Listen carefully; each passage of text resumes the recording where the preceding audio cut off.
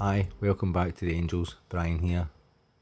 This building was a 00 scale building that I had originally for the Angels share and decided to readapt it and rebuild it into an HO scale structure for the new Angels Ridge Railroad Company layout I'm working on.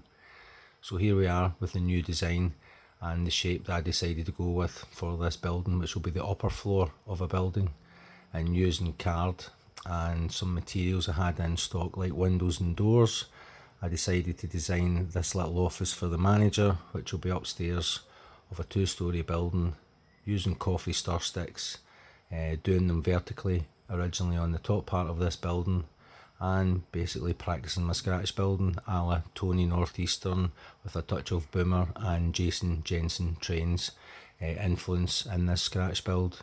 So the walls and the ends are completed with the gables as well, and I decided to use a sponge and paint on a nice kind of wine maroon colour, which was a tone that I felt was suitable for the era of the 40s to the 50s, early 60s, which this layout will be based on.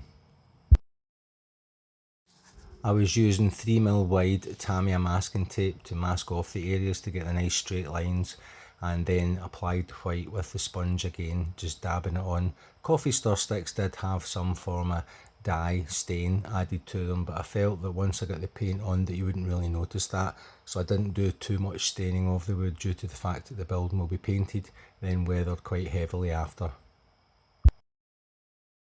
And here we have an HO scale figure to show the proportions of the building to the man in the scene. The roof was tiled originally from the station building that I had, but I've ended up deciding that I was wanting to change it to a tar paper type roof, and that's what I eventually done. But the roof actually gave me an idea of size and scale to start the building to get the right proportions. So here we are working on the lower half using card again and materials that I had bought. The spars in the windows will be cut out in order to form a large pane of glass so you can see inside this lower area, where I've marked out the office on the front area, a staff dining area at the back, and a reception inquiries area to the right at the door entrance as you walk into the building. So piecing the parts together, painting up all the door frames, the doors and the windows, just using a brown acrylic paint. I then proceed to fit the doors and to see how they look, which will eventually be framed as well to give them a little bit more realism. Over the spaces where the windows and doors were, I placed the coffee stir sticks directly so that when I cut them out it would give a nice finish to the front of the building, as you can see there. And I've done the same here with this part. Again, covered it all with the coffee stir sticks and then cut the pieces out and fitted the doors and the windows. I haven't done many scratch building projects, but this one has certainly was an enjoyable challenge, but took me a month to complete actually. So working on the door entrances in and out, that's actually a little toilet I introduced there, and that's the toilet window, which I eventually done with an opaque glass, so you couldn't see in, as it were.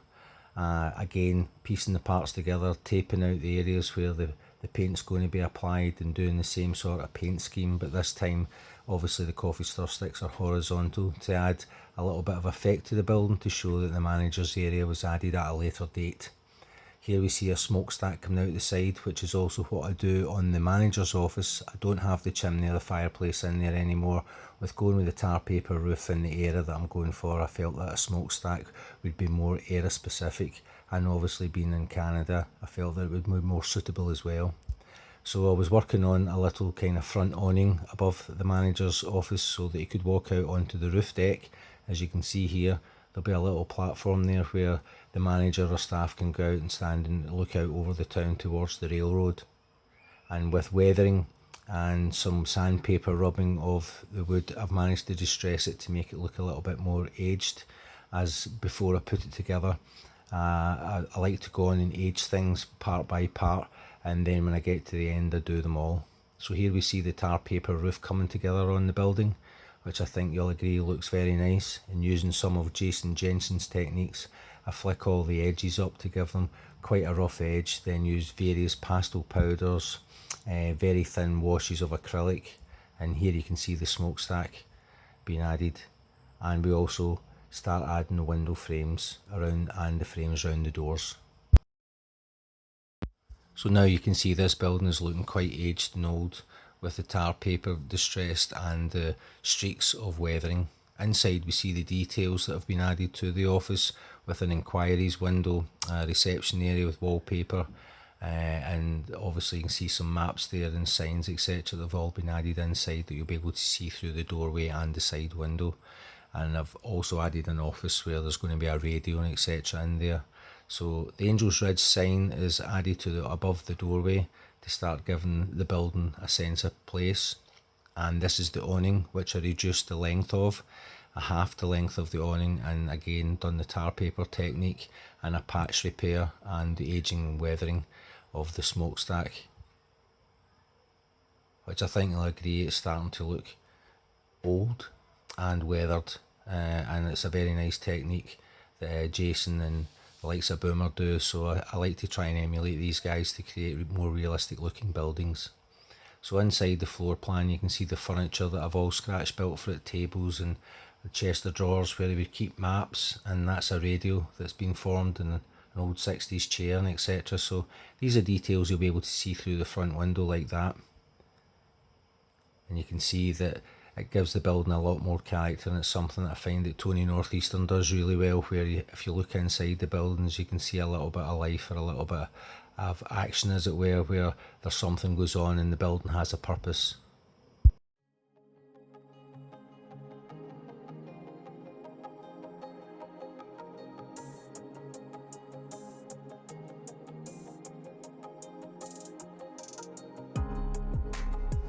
Now I did do a good few mistakes while doing this build, and there's certainly a learning curve and there's ways I could maybe build better, but the whole point of doing this practice was to give myself an idea of how to build a building completely from scratch, and for it to actually look the part by the time I'd completed it.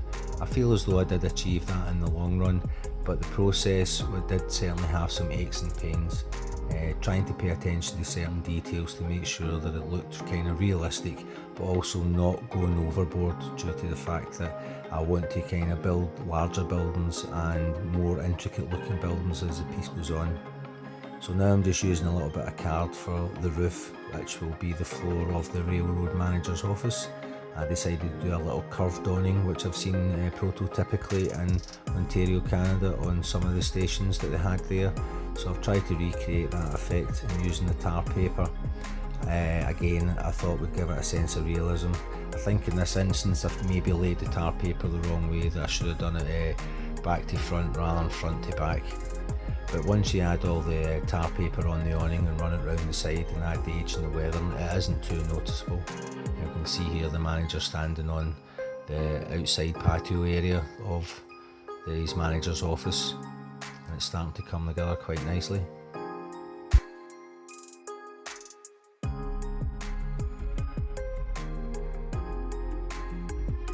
I know some of you might think the weathering's a bit heavy, a bit overboard, but the age of this building is 40 to 50 years old and hasn't seen much love and attention during that period. It's more a very practical building that's been used consistently over the piece. So now we can see the handrails. The posts are toothpicks, coffee stir sticks put on top, then I halved the coffee stir stick to put a little beading along the top and painted it in the kind of wine and white colours. Also with the Angels Ridge Railroad Company sign I added little metal spars to support that. So with the stairs I used a mix of styrene, some little bits of, I think it's basswood I have, and coffee stir sticks to create the stairs that lead up to the manager's office.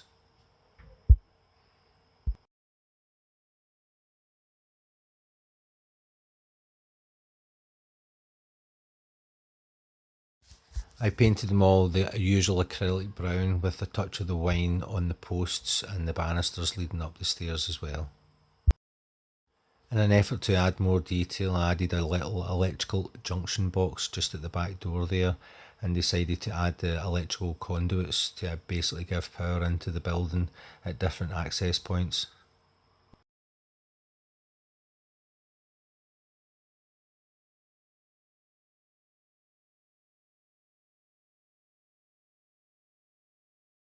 I also decided to add a flagpole with the Angels Ridge Railroad Company Canadian flag logo, which I think you'll agree looks quite cool. and that's it placed on a cardboard, basically to give the base of the building some form and somewhere for the stairs to sit. I've also added a shortwave radio mast to the side of the building because of the shortwave radio inside the office.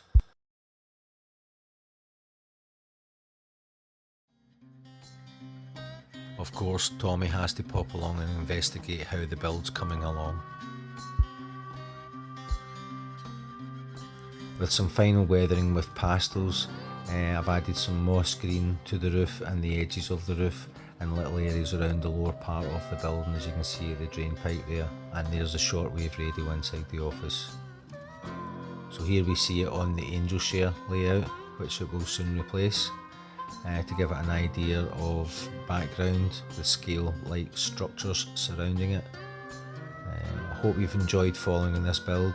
It has been a thoroughly enjoyable challenge, and I'll look forward to doing more of them in the future and bringing them to you. I'm not one for doing a stage by stage build, there's plenty of people do that out there. I just summarise what I do and hopefully you enjoy it and you pick up some tips along the way. Thanks again.